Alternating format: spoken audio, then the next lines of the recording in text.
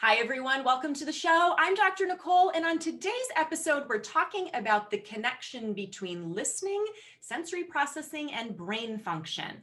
When most people think about sensory processing, they might think of things like sensitivity to touch or light, or maybe a child having a difficult time tolerating tastes or textures in food, or maybe even somebody being overwhelmed by loud noises. But the auditory components of sensory processing go well beyond that, and we can actually use different aspects of listening as a therapeutic tool to support sensory processing and brain function. Here to explore all of that with us is Sheila Frick. I first came across Sheila's work probably 20 some years ago. Have done quite a bit of training with her and her team over the years. We use her program called Therapeutic Listening, along with many other aspects of her work at our clinic. I'm a big proponent of the information and strategies that she shares. So we're going to delve into that. Let me tell you a little bit more about her. She is an internationally esteemed clinician, lecturer, and pioneer in occupational therapy. Sheila has over 40 years of clinical experience, having worked in psychiatry, rehabilitation, and home health before specializing in pediatrics. Her expertise includes sensory processing dysfunction, sensory integration, and auditory interventions. Sheila is well known for expanding sensory processing treatments to include sound interventions. She created Therapeutic Listening to meet the need for an easily accessible tool that can be integrated into sensory processing treatment programs. She's trained over 15,000 therapists worldwide to implement therapeutic listening within their clinical practice. She lectures on topics like clinical neurology, respiration, the vestibular auditory system, and various auditory interventions. She's also the creator and author of Listening with the Whole Body, along with several other books and resources. Sheila, it is such a pleasure to have you here today. Thanks for being with us. Thank you, Nicole. It's a real pleasure to be here. I was saying to you before we started recording that I can't believe I haven't had you on the show prior. I'm such a fan. I think this work is so important. And I'm always so amazed how many parents, but even professionals, have not really heard of or aren't aware of the importance and the value of these kinds of auditory interventions. So I'm so thrilled to be able to explore that and expose our community of parents and professionals to that. I want to delve into all the things about sound and listening, but let's just, if you would, start with giving people just a quick refresher. And for some of you, maybe it's even a brief introduction if you're not really, familiar with sensory processing, into what sensory processing is and how these problems with sensory processing show up in kids. Let's kind of set the foundation with that big picture. Okay, so I first really started my work, all of my work, actually with studying sensory integration, which is Dr. Jean Eyre's work. And interestingly enough, the very first place I used that was in psychiatry with actually young adults who were, some of them having their first psychotic break, which is kind of an unusual way to start with that kind of work. But sensory processing, typically when people hear that word, they're thinking about individuals that oftentimes, I think when it becomes the most obvious is when they overreact to sound. So, sound or touch or smells, and they won't wear certain clothes. And that's kind of the typical kind of picture people get when they think about sensory processing. When people have unusual responses to sensation that are outside of what we would expect, and when it impacts daily life, when it starts to disrupt function, like a child will only wear a certain few pairs of clothes. I've had children come wrapped in blankets that wouldn't wear any clothes to see me. I've seen from extreme ends of that spectrum. It could be, as you mentioned, picky eating. There's also, which I think people don't talk about much, but it's very common, but often seen as just anxiety, is individuals that are really kind of fearful of certain movements. It's not walking, but they may not want to jump off a surface. They often have the characteristic of they don't want to put their head backward in space. So it's often seen as a behavior problem with hair washing. Yeah. So there's that component of it. But processing, Dr. Ayers used sensory processing and integration because there's other sides to it, that you really need to take in sensation. And you need to first be aware of it, or as people say, register it or detect it. that's like step number one. And then it runs through like two processes sort of simultaneously. One is the modulation. Is this safe or not safe? Is it important to me? Should I go toward it? Should I move away from it? So the brain's doing that, all the while that it is also running it through filters where it's combining it with other sensation to develop perception, awareness of our body, helping us feel our movements so we can refine them, helping us know where our place is and how to sense. We don't never think about this one, but you sense the pull of gravity. Yeah. And we know without gravity what happens to the astronauts when they go out into space. They have to come back and have, they actually lose muscle strength and they have a lot of issues. It's really critical that's a big one, to relate to gravity. So it's so much bigger than what's out there in the world. I often have people come to me and talk about, this kid's a seeker, he's a avoider. And I'm like, that doesn't mean anything to me. Just tell me about him. What's his struggles or her struggles? What do they love? Like, let's find out who this child is and what's blocking them from expressing who they are. So it's kind of a big picture, but it's so much more than people think. I totally agree. And I think it's one of those things that if you don't have challenges with this, you just take for granted and we don't even think about all of the work that's going on second by second, millisecond by millisecond in our brain to make sense of the world around us, our place in the world around us, right? And so I think it's really challenging as adults, whether it's parents or professionals working with kids, to have a sort of way of understanding what might be going on, because we're not even aware that our brain is doing that, right? Like I'm sitting in this chair right now, and in the background of my brain, all of this information is coming in, and my brain is making sense of it to keep me upright in the chair and looking at the screen and talking to you. And I'm not consciously aware that that's happening, and yet it is. And where we start to notice this stuff is when it breaks down, right? When we have kids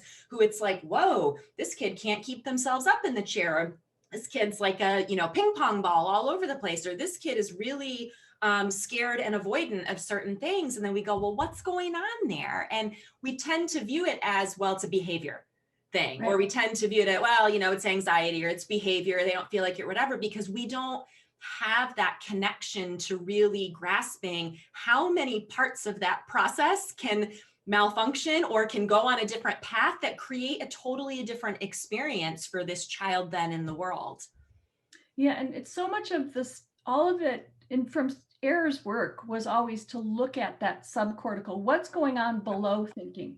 It's below the thinking brain. It's all of the things that need to happen to set up the thinking and the learning brain and the behaving brain, if you want to call it that.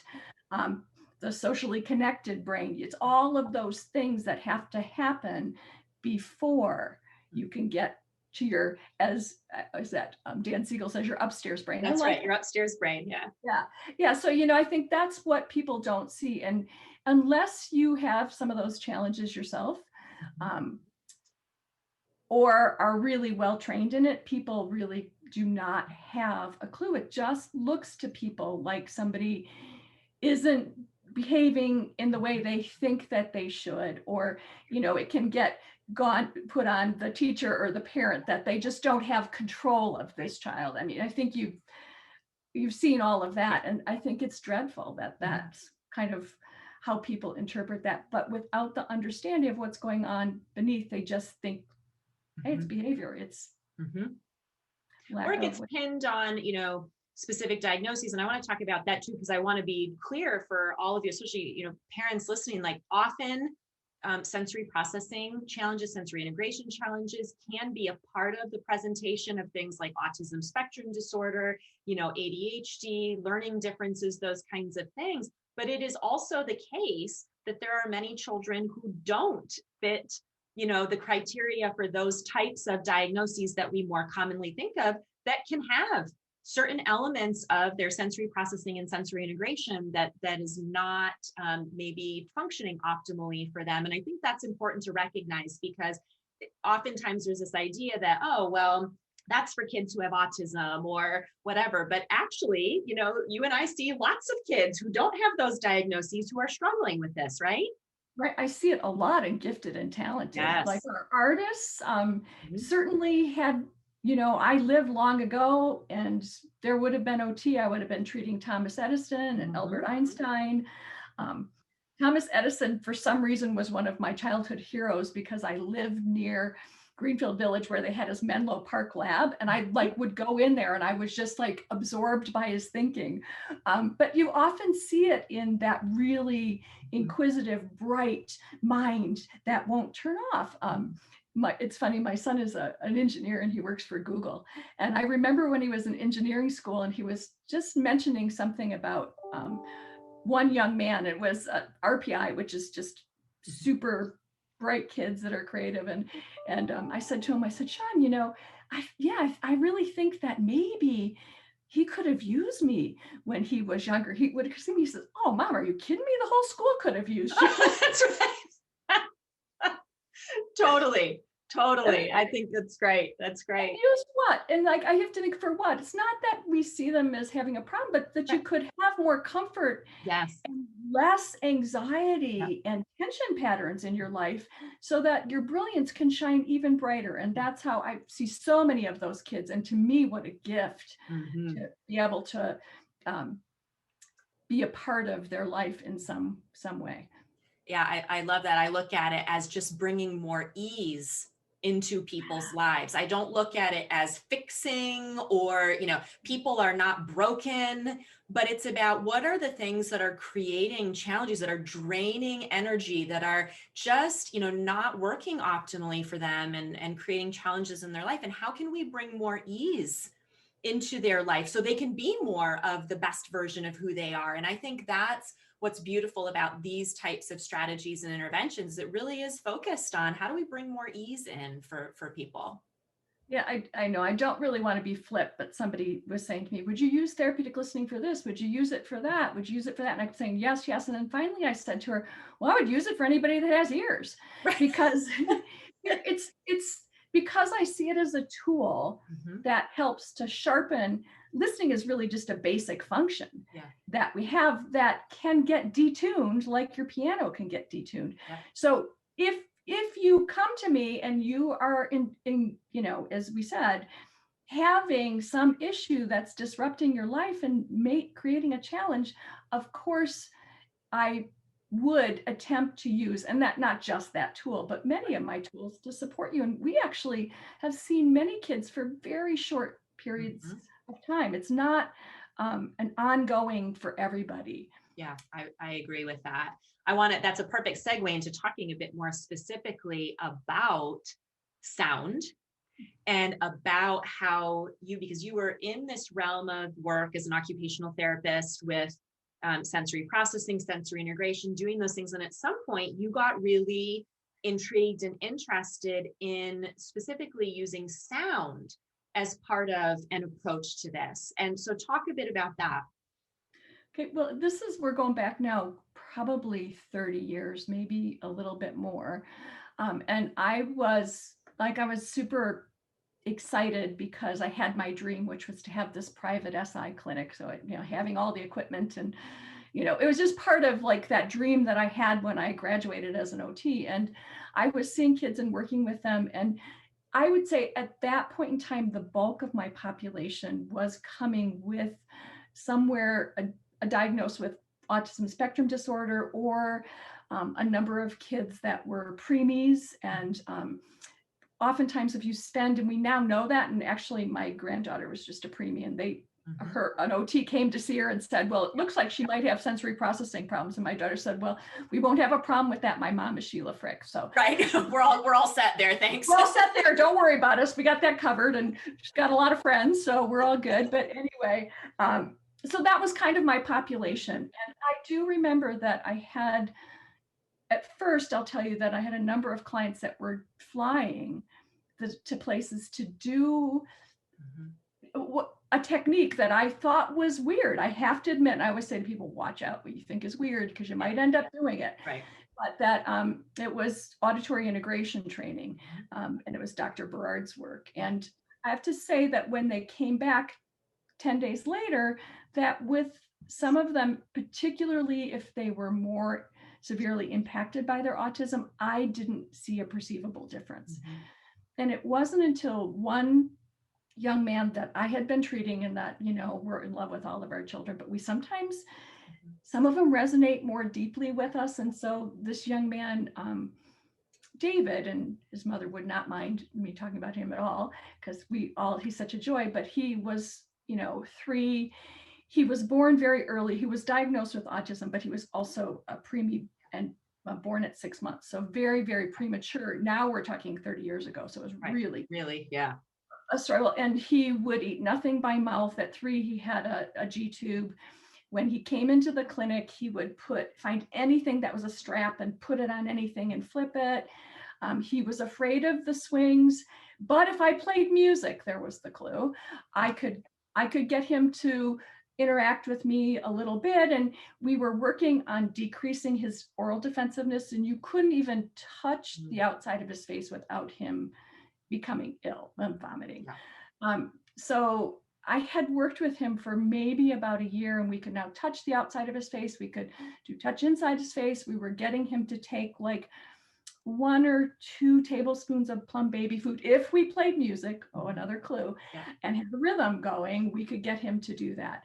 And I still couldn't get him on the swings. I spent a lot of time bouncing him, my lap on the big therapy balls. He had some language, not a lot, and interactions with him, lasted maybe 3 minutes. And then somebody in town was doing the AIT, or the Berard AIT, and auditory integration training. And he went and did 10 days. On the 5th day, he ate 4 jars of plum baby food without any distress. Like it wasn't that before it was like coach. Right. Oh, you're like, what? You go from it's a struggle to, oh yeah, whatever, this is good, yeah. Of course I eat 4 containers of baby food Plums. Like, why would you think I wouldn't, right? Exactly. And like that goal people always have, that they're going to tolerate it. Yeah. But he didn't tolerate it, he relished it. Yeah. I mean, he enjoyed it. And he started going on the swings. His parents found him wandering the street because he was afraid to go down the stairs. And he had just opened the door and they just never thought he'd go out the front door because there were stairs there. Yeah. And so this whole, for me, what I saw was the regulation, that the defensiveness, the oral defensiveness backed down. But I also think it was more that he also got in tune with a rhythm. His fear of movement went away, or was greatly reduced. His attention span increased from that 3 minutes to like 6. It's still not a lot, but it was a lot. It doubled. And then not only that, then we could move through everything else we knew how to do. And so my husband was in the clinic just helping me as a manager, et cetera. And he looked at me and he said, Sheila, you have to go do this. This is sensory integration. I said, Ron, no, people already think I'm weird because I do that TheraPressure brushing thing. I can't, I don't want to be ostracized. It's too weird. No, I can't do it. And he said, well, if you don't go do it, I'm going to go get trained. I'm going to find somebody to train me. And I'm like, oh my gosh, that's even worse. And he's doing it. And he's my husband. I was like completely pressured into it. So I kind of went kicking and screaming. I think you kind of have to know that. So we did, and I actually trained, and it was Berard AIT, and we brought the equipment home. I always tell people my mother, God rest her soul, is the real reason therapeutic listening exists, because we had 2 small kids starting a clinic, and she lent me the money to get the super expensive equipment. I mean, was a lot of money at the time, $10,000 to buy this piece of equipment.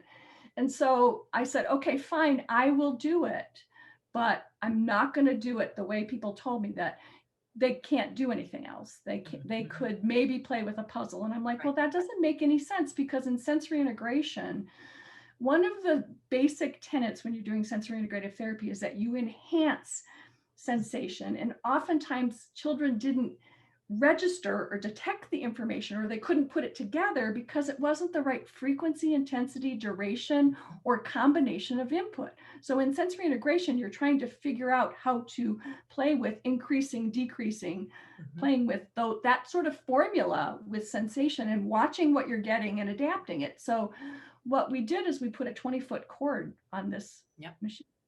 So the other half of therapeutic listening that really wouldn't exist, it's really my husband, because he's super musical. He has a mathematical pattern brain. He was an actuary, and he's like much better at numbers if they're moving and they're trends, and he's really good at trends. But he's also super kinesthetic, and I am not musical.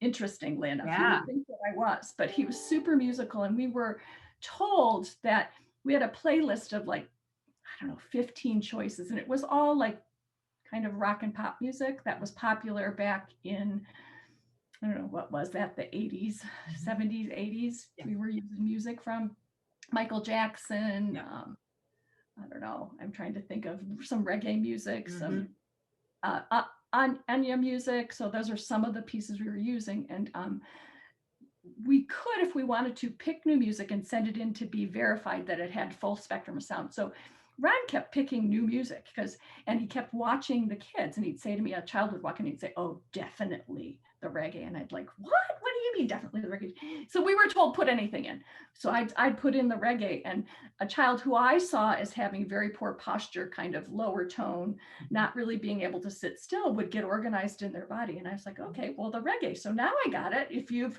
got these postural vestibular issues, I'll play the reggae. And then another child would walk in and he'd say, "Oh, Enya. Definitely the Enya." I'm like, wait, I thought it was the reggae. Now it's the Enya. And then I play Enya, and it was a child that was extremely anxious. I think if you're musical, that makes sense to you, but I wasn't. So I kind of had to do it in my head first. I think that's what, by observation and translation into a formula that I could understand. So that was the beginning of it. And we did it in the body. So kids were swinging, they were jumping on trampolines. Yes, it's a little struggle to keep headphones on, but we managed. And if a child wanted to be still, we let them be still. If they wanted to, we were following their lead. And we started to get exponential results. Like things that were taking me a year were now only taking a month, And we also noticed with David, who I talked about, that one time, like that was the other thing, 10 days, never do it again. Right. Wait, don't put headphones on. There's a big rule. We're kind of a rule breaker. But David, just every time we put something on, it charged his batteries. He just, I mean, you don't say just, when you listen to your car radio on the way home to relax only once a week. Right. But anyway. But I think that's an important thing just for people who are not familiar, like you're talking about the origins of sort of sound and listening therapy in AIT, which was it still exists, very prescriptive, very strict, like, you did this for 10 days, you did it exactly that way. You didn't have the child engage in other things while they were doing it. A highly trained person had to be there with them. Then you didn't put headphones on again. I think that's important for people to understand, because as we get into talking about how you evolved that very different, more integrated into life kind of approach, but that was the origins of that, was a very prescriptive, restrictive kind of process. Yeah. So what we did is we just really started to see it as a tool. And so that, again, it was my husband who said, it was expensive. Even we were inexpensive for what everybody else charged. People charged 3 times as much as we did, because you had to come in 2.5 hours. So we did an hour of OT a day. So that's what I charged you for. Nothing, I didn't add anything to it. So, but we had people flying from all over, really, literally, sometimes the world. And we got the toughest kids because people were hearing that we weren't doing it and making you sit still. And some people wouldn't do it because they didn't think their child could sit still. Right. And so we ended up I actually literally, but this is my passion, and I'm not feeling sorry for myself. I literally worked 6 months straight because I was so excited about what was happening. And the clinic was just booked daily because it was 10 days in a row. So then my husband, part of that time I had already started teaching in sensory integration. And I really kind of couldn't be quiet about somebody saying, "I have a child, they don't eat, they're fearful of movement." I'm thinking, you've got to add sound. And I don't know, I don't want to say, go spend $10,000. How are you going to do this? So it was my husband again. He said, we can do this. We can record, we have to record our own music, but we can do a similar filtering technique, and then everybody could use it. And it was still long ago, it would be out on CDs. Yep. And you could then train therapists so that it could be used in schools, it could be used in homes. And we were really amongst the first people to do it. And I did the same thing. No, I'll get in some kind of trouble. I kind of have like, I am a risk taker, obviously, or I had to relent at some point because it was really true. And I really wanted it for other therapists, because one of my passions, the biggest one, is to be in the clinic and see kids change. And I know you share that with me, Nicole. But the other one then is, once I know that that's possible, I want other therapists to know what's possible. Not to have a limited thinking about, well, this child has this, so I'm going to teach them how to tolerate things, when I know that they could be freed of it. So anyway, so that's how it got started. I love it. And yeah, I mean, I was an early adopter of therapeutic back in the day when we had the CDs and the Discmans, in the belt pack. I mean, technology has come a long way, has made this even easier, but I hadn't actually heard all the parts of that story of how that came about. I love that. Let's talk a bit about, because people are hearing you talking about, say, okay, so music, something special about the music, because you're not just playing, a Michael Jackson song or an Enya song. So let's talk about what it is about the inner ear, like why the inner ear is so critical to kids and people being able to get in sync with the world around us, and then how the music is specially created to support that. Okay. So what people really need to understand is, so when I talk about the inner ear, I'll be talking about the receptors. Yeah. But so, actually, when I say inner ear, in my mind, I think about the receptors. So we could talk a little bit about that, but not at great length. But where does sound and movement get processed? So what does the inner ear do? There's two ends of it. So I was trained before using sound in the vestibular end of it. That was a key hallmark in Dr. Ayer's work.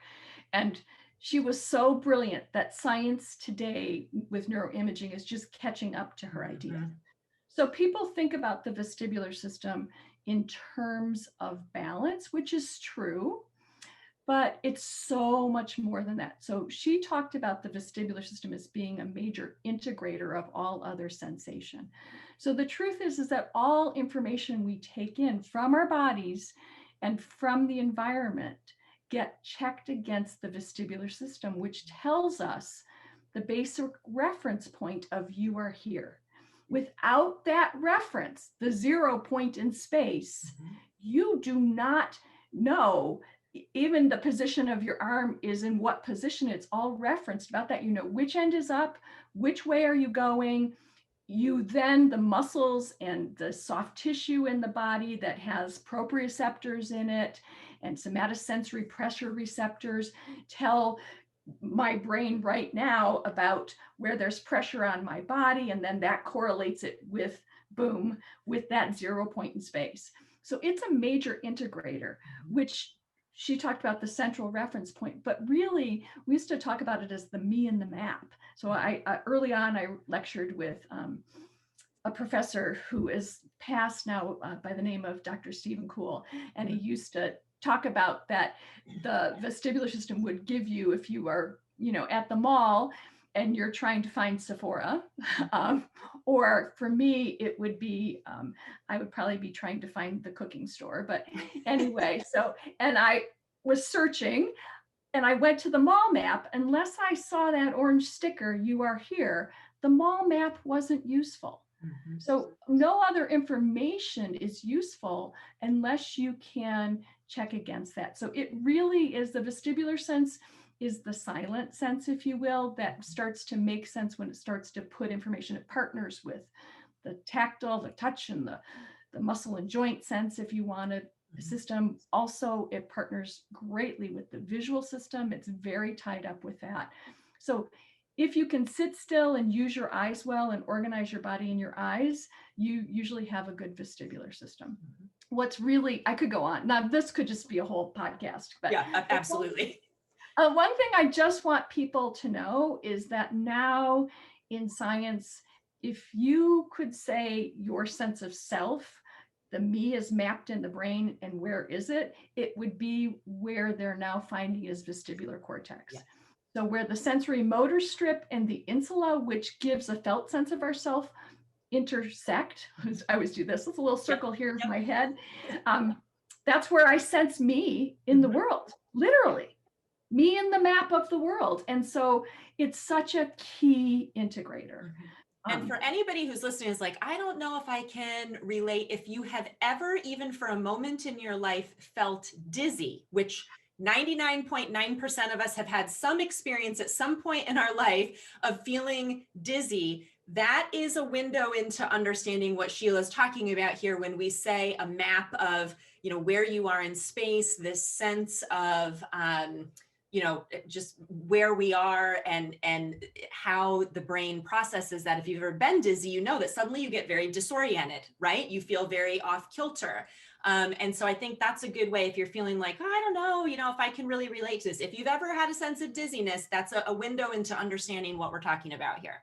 Yeah, I think that's the best thing. Or if you can think about if you were, or where you're really off, like you have the flu really badly and you're just about to very ill, where you kind of just lose that whole sense of yourself and your ground. That's what people talk about grounding, but really your anchor. And there's other ways where we go off that anchor, but we could talk forever about that. But basically that's a major integrator. It is going to talk to all of the muscles in the body that are going to help you sit still. If somebody can't sit still, they can't sit still. It's not that they won't. Right. I haven't seen a child yet that somebody says they're seeking movement and they can't sit still, or they won't sit still. It's really that they don't have the end of it. That's right. So many things, but so that's the part that I had been well versed in. It also, it makes you feel secure in movement. So when you climb up to the top of a slide, it's fun, not scary. Yeah. And you want to take challenges. You want to jump off things. You want to climb trees. You want to roughhouse and rough and tumble and ride bikes and ski. And I don't know if you're Shaun White, you want to snowboard and flip around in the air a million times and you never lose your sense of where you are. So that's the vestibular end of it. Or even a child who it struggles to be able to ride in a car or be on a boat without feeling car sick, right? I mean, those are other ways to recognize that even that kind of movement, right? Like sitting in the car and not feeling car sick, that is pulling on that vestibular sense and that integration. Yes, and integration with the eyes and all of the senses talking to each other and giving a similar message. And that's part of that integration process. So really, really important. It also is a major regulator of arousal. We all know if we don't move, we're going to go to sleep or start tapping and wiggling. So, but what other people don't think about, and I think this is a real unique contribution we've made in teaching. It's in the Listening with the Whole Body book, but we haven't published or done much with this, is what we have found is that the auditory part of the inner ear, there is some scientific information about this, and this has been published by other researchers. One is part of the vestibular system is shared by the auditory system. So we have something called vestibular hearing. And so vestibular hearing is going to tell us and give us a sense about sound going on around us, which provides like the grid or the background that helps you be able to pick out a sound, much like you can't find the fork unless they're separated in the silverware drawer. You need the container, if you will. You need the outline. It gives you that sort of outline of space. And that's processed in part by the vestibular system and in part by the auditory system. And so there's this juncture of the two. They're not two separate systems. They're one system for orientation and balance. And balance isn't just physical balance, it's physiological balance. And we could you can go off, I literally talk all day on that topic alone. But so that the auditory system gives us, while the vestibular system gives us the anchor in space, the auditory gives us the sense of space around us. And I see many kids who don't have that sense, and it confounds people. They're super anxious and super controlling. Yep. And I don't mean that in a mean way, but because they can't predict what's going to happen, because they don't sense what's going on around them, they have to control everything just to feel safe. And they usually have low frequency sound sensitivity and often some kind of anxiety about movement. And that's something we started noticing, that when we started using listening with it, it looks with children with that issue, it looks like a miracle. And I just had this happen with a case I was consulting on in Australia, where she was using some other form of listening, and then we amped up a choice that had more space in it. And she emailed back that day, because she went into a session afterwards. Oh my gosh, mom couldn't believe it. Because when it's a sense, and it's a sense that hasn't been woken up or kind of just brought, it's really just expressed. It's not that it's or hidden and not uncovered, because you found the right way to enhance the sensation, to wake up what's inherently there. You have this child that just blossoms in a lot. So the child wore his socks, took off his shoes and socks for the first time. And what does that have to do with sound? Well, because if you are super anxious, every sense in your body is going to go on high alert, and your skin is going to become more sensitive, because darn, if you don't know what's out there to get you, if something touches you lightly, you better move quickly. So so anyway, that's, I know it's kind of a lot about the inner ear, but it's important because people don't think about the inner ear as being related to those things. And so because those connections are there's so much interconnection there, and you explained that just beautifully. Talk about then how the therapeutic listening, how the music is used, because as we said, it's not just putting any music on. How are you creating the music to then give input that supports the integration and the strengthening of those connections? Okay, so I'm going to come back and make 2 points a little more clearly. I'm having too much fun talking to you. So the one thing is, one of the things as an OT is that I look at, people say auditory processing. To me, that's the domain of a speech therapist and an audiologist.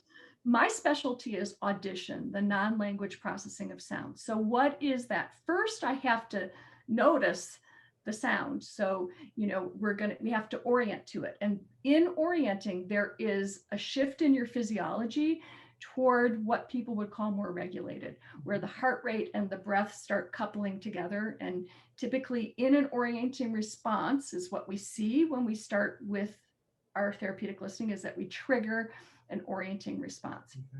Part of that is, so I notice it and now I can tune into it. So there is a shift in the way that the muscles of the middle ear contract. They're told by the brain, hey, what is that? Pay attention. And they contract. When the muscles of the middle ear contract, they do so in favor of the human voice, and like taking your attention away from the background. Usually the background is what you use to just look for what's happening next, can be more distractible. Zooming in is what you do for your mom's voice or your teacher's voice. So there is that orienting and tuning in. When you tune in, you actually turn on the brain circuits that go in and go right onto the receptor in the part of the inner ear, the basilar membrane, and sharpens the detection of sound. So even in that orienting and tuning in and saying, hey, what is that? And positioning your body in that direction. So that's part of audition, as is being able to get attuned and in sync with another. And all of the nonverbal communication, teachers inherently, parents know when a child is listening. Because we see it in their body, we see it on their face, and we feel it in the connectedness. So that's audition. So, okay, so there's that zooming in, zooming out, orienting, because that has to do with how we change the music. The other thing is that I mean, there's so much to talk about, because if we want to impact the vestibular system, what we now know is that the vestibular system and its kind of concomitant major processor, the cerebellum and the low back brain, that's very sensory, very much about integrating sensation and actually broadcast broadly throughout the whole brain for coordinated action. Meaning with another, with our emotions, with our, people know most for our physical body, but that if we want to impact the vestibular system, we have to use rhythm. And that was one of the things that Ron was directing me to in telling me what music to play when he was in the clinic, and we were doing the AIT together. And so we created so many things that were around the rhythms that we saw working for the 5-7 years that we were doing the AIT. And some of them we made more simple, and actually, very interestingly enough, we developed this group of studio musicians that do like music for the movies in Hollywood. And we developed this group, and they were totally into it because they had freedom to play. So there's a real playfulness in the music. So anyway, so there's that going on. We looked at rhythms, we used some classical. So there's this idea about what music for what issues. But the very beginning in therapeutic listening, we did a very basic thing, which is a high-low pass filter, which is exactly what the sensory physiologists and psychologists use to test in animal research if an animal will orient to something. And so we're going for that basic orienting response. And it's the part of the brain that says, what is that? Oh, that's what it is. I'm going to go investigate. So it's the part of the brain that says, oh, you're safe. Let's go interact with that. It's the direct parallel would be a defensive response, but that's too much excitement. Right. It's about getting the right energy and the right body movements to move toward and engage. It also gets tied up in, many people talk about the polyvagal theory. When you orient, you are in what is known as ventral vagus. Your heart and your breath are working together to keep your energy levels matched to the activity that you're doing. So we started with that basic filtering in or modulation, however you want to call it, or modification of the music, because it's basic to getting the ear to zoom in, zoom out. It's basic to getting the orient response. If you orient, you're not defending. It's basic to getting sensory modulation. And I'll give an example of that, of what that can look like. It can be as stark a contrast as, we'll have a child in the clinic, maybe in the sensory gym, who's just sort of all over the place, or kids who internalize more, maybe who are sort of, curled up, scared of doing anything. And you put the headphones on with the music and you can see that orienting response happen. They go from sort of chaotic and all over the place to suddenly they're more still, their tone, it is, you just can see it change in their body, and they look at you and you can see they're like looking at you, not through you, not for the next thing. It's that orienting response, or the child that's been super anxious and sort of balled up and real scared, and you put the music on it and there's that orienting, there's that relaxing, that tone goes down for them, and they shift their attention to you, and you can tell they're with you and you can actually see it. Yeah. Oh, yeah. It's so much fun. And so, and sometimes it's great big, and sometimes it's just minuscule. And it's one of the things we use to know that we're on the right track, and along with other things. And so it's kind of what's also, therapeutic listening is very much a clinical tool, because we're really building it one step at a time, and we're tailoring it for each person, which I think makes it more challenging to learn at first. But it's more rewarding. And then I think it fits with any therapeutic model that really clinically reasons, as we would in OT, as we would in psychology. That's right. That's right. We integrate that in so many different avenues, there's just so many ways to work that in. And I'd love to have you share what that actually looks like. I think we've got people very intrigued and very convinced about the brain and the connection with audition, and how this modulated, music can help. What does a protocol actually look like? What does it entail if we say we're going to, have a child or an adult use therapeutic listening as part of their therapy or in their life? What does that look like actually? So the way that we would do it, if in our clinic, is somebody would come in and we have a very lengthy kind of, I call it a functional listening questionnaire, but it's really a sensory motor history, but it links it all to function in daily life.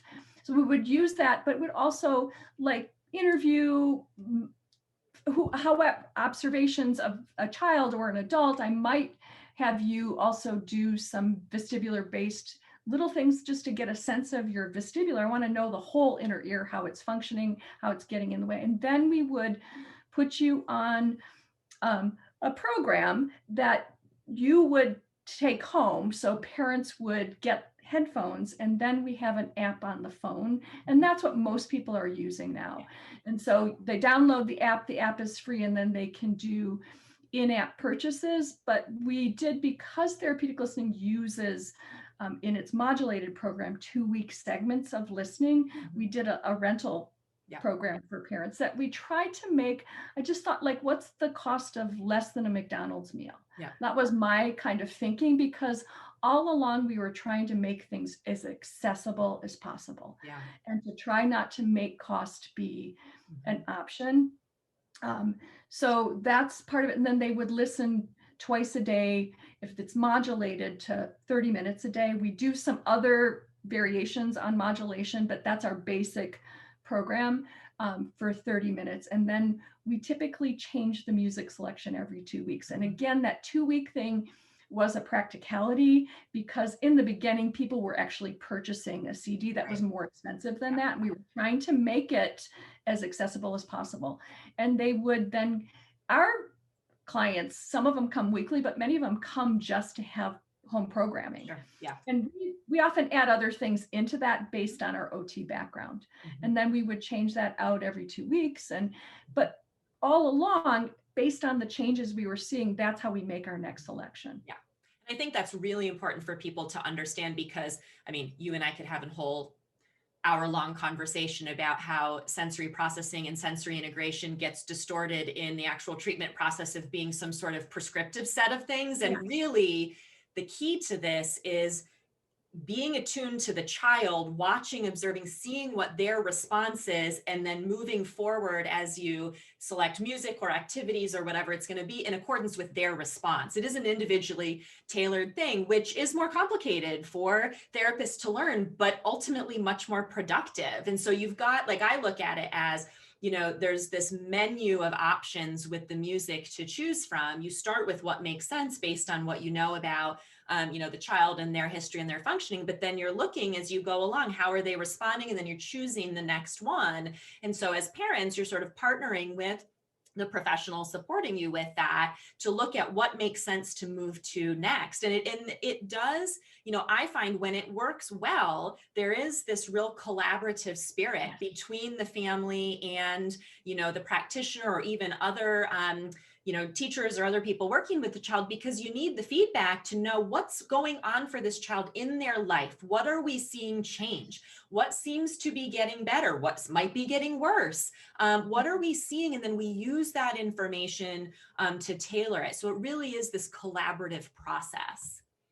Yes. And I find it, I can't do it as well without a parent involved. And I'm often, they're giving me all the information, whether they know it or not. And I've had moms where some of my kids, I've had a young man with pretty severe cerebral palsy where it was just, again, he made such changes and the parents got so good at it. And the mom would call me. It would be a weekend and I pick up my phone. She's like, "Oh, I don't know, Sheila, this is happening." And I just listen. And in the end, she'd say, "I think I should go back to listening to whatever." And I would think that through and be like, "Yeah, you're absolutely right. Yeah, I think that's a really good idea." Rarely would I disagree with her, because in the process, she learned how to use it, which to me, ultimately, it's not a one-time thing. We all need tune-ups. That's right. I mean, after COVID, we're all going to need a big old physical tune-up for sure, right? We're going to have to learn how to, I don't know, do more transitions again. I don't know what, but we're going to need tune-ups. I mean, we all do. We find them in different ways. So, you know, parents are part of the process for me. I mean, that's mostly who I interact with. Or if you're an adult, because, you know, we see adults at the clinic too, having someone else who's in your life, because often we are not great observers of ourselves. And so having, whether it's, you know, you live with a partner or you have somebody else that you know, interact with on a regular basis who can give some feedback, because sometimes we don't notice for ourselves things that are changing, and it takes other people around us to go, you know, I've noticed that you really, you know, seem less anxious, or you're going to sleep quicker, or whatever it might be. Absolutely. Absolutely. I see that quite a bit where somebody else notices. And sometimes I think parents, it's just hard enough to be a parent, period, end of story. And you add any challenge to that, and it multiplies. And so I think sometimes I've had some parents that are even kind of, I did have this one mom, my bless her heart, they just like felt like she was shell shocked by how much she needed to do in life. And I completely understand it. And she came back in after listening 2 weeks to the first selection, and I could see this little girl looked so different. I had this big look of anticipation. I'm like, so tell me about it. And she's like, I didn't really see anything. And I'm thinking, are you kidding me? Right. She looks completely different. And then she said, but her brother said she looked typical at his birthday party. Like her brother's saying now I think her brother, being a brother, said, Mom, she looked normal for the first time. A terrible thing to say, only could be said by a brother, right? That's right. But that, and what was it? It was the timing. Like she just now was responding without a lag, which if you have a lag, people are used to you responding in a certain time window. And when you don't, it feels uncomfortable for the people who don't understand. Yeah. And that was one thing that changed so much for her in that first segment. I love that. So you touched on the music now. I mean, it's come such a long way. It's available through the app, and it is special headphones though. That is important for people to know. We're not just talking about your dollar store headphones. There are special headphones for this. And if you're thinking like, oh, I would never be able to get my child to keep headphones on, that's part of working with a practitioner that can help with that, because we've yet to have a child where we couldn't work them, up to being able to tolerate that. Sometimes it takes some time. Many kids, if they are really super sensitive or afraid of it, will just play the music in the environment at first to get them used. So there's all kinds of tricks and ways. So don't let that discourage you from looking into it. If you're thinking, oh, my kid would never, keep headphones on for 30 minutes. There's all sorts of ways to navigate that. Don't let that prevent you from looking into it. Yeah, and that's the number one, before I can finish even the first part of a workshop, it's always what therapists say. But I've rarely had a child I couldn't get headphones on. And in special cases, we will make, and people are trained to make assessments of when that might be. I would say I can only think of maybe 2 in the past 5-6 years that I couldn't get headphones on. And I did things another way. Right. But again, it's a special way, because what you have to understand is that sound is vibration that travels through the air, and what else is in the air is going to interrupt, and what else is going on in that space, and distance from the sound source. There's all kinds of things to think about, but it's doable. Any contraindications that you think, we've talked about, pretty much at the outset, you said, everybody can benefit from this type of therapy for various reasons at different points. But let's just quick, as we wrap up, touch on, would there be anything about a child or in their medical history that would make it that maybe this isn't the best approach for them? If you had somebody where you felt like their brain chemistry was unstable, so I know that people use the diagnosis of schizophrenia, but I really want to know what that means, because I find that's sometimes a label that's put on. So, but if you had somebody, I'd say anybody who was in a period of real instability, and I would even take that into foster care. If it was a child that was in too many transitions, it may not be the time to do some therapeutic listening. We have some tools that are we didn't chat about today because it's just too much, but that could be used situationally, and that might be an option. But again, that's part of being training, discerning when to use what. So schizophrenia is something people often talk about, and sometimes you just, in certain conditions like Tourette's, you need to just make a more refined assessment. So sometimes I just tell starting practitioners not to do that for a while. What about kids with chronic ongoing ear infection? Oh, they're the kids that need it the most. Yes. So I would say just when the ear infection's active. If they don't feel well, don't listen. Right. Yeah. And even if, I don't want them to have fluid in their ears, but if it's going to be there forever, you're better off doing something than nothing. Agreed. And I wanted to make that point because so many families listening, their child either had somewhere in their past history, a history of chronic years long, ear infection saga, or it's something that's still going on. And this is such a valuable tool for supporting the fallout that happens, in the brain from those infections. So this has been great, Sheila.